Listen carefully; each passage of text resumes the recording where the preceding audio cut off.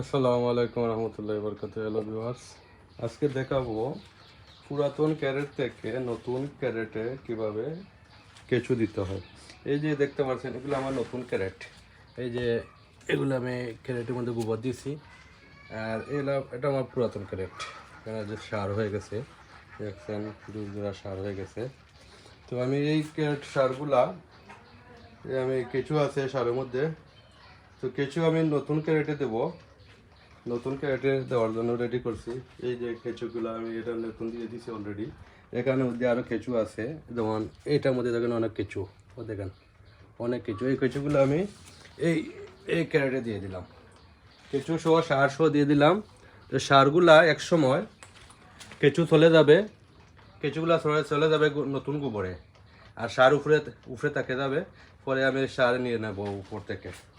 সেইভাবে কেঁচু দিতে হয়। এই যে অনেক কেঁচু দেখতে পাচ্ছেন, অনেক কেঁচু দেখছেন, অনেক কেঁচু। এই যে অনেক কেঁচু। তো আমি এভাবে দিয়ে দিলাম এই পুরাতন ক্যারেটের মধ্যে, নতুন ক্যারেটের মধ্যে পুরাতন ক্যারেটের সার এখানে দিয়ে দিলাম। দেওয়ার ফলে আমার নতুন কেঁচুগুলো যেগুলো আছে, কেঁচুগুলো নতুন গোবরের মধ্যে চলে যাবে।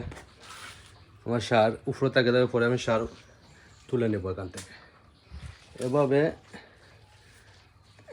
দিতে হয় সার, কেঁচু এভাবে দিতে হয়।